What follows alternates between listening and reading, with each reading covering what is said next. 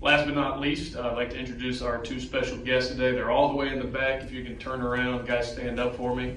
Got number 16, Will Gertis, he's our quarterback, and number 56, Breon Smith, who is a defensive and offensive lineman for us. So let's give them a quick hand. Will, like I said, is our returning starter at quarterback. He stepped into a situation last year where he had some very big shoes to fill, and definitely it was a learning experience.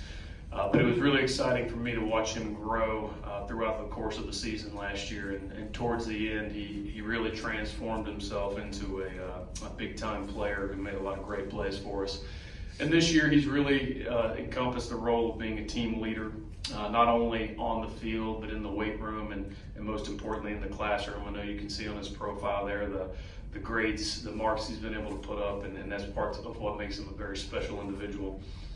Breon is going to be a very rare 3-year starter for us this year. He's one of the toughest and most fearless players that we have, and he serves a lot of roles for us.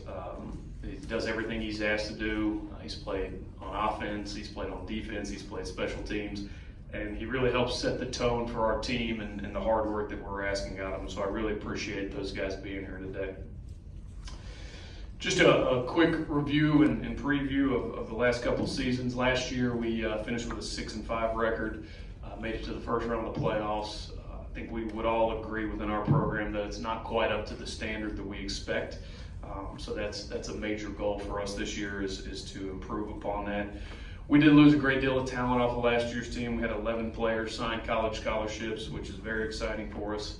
But we also last year had a chance to play a lot of underclassmen, especially a lot of 10th graders, and they will all be back with us this year. So we feel like we got some quality experiences last year, and that really helped set us up for some success leading into this school year. You know, we feel like we have a shot to be a pretty good football team this season. Our biggest focus right now is just developing a level of commitment and pride in our team and in our players, making sure everyone's on the same page as far as what goals we are trying to accomplish, so that we're all pulling our weight in the right direction.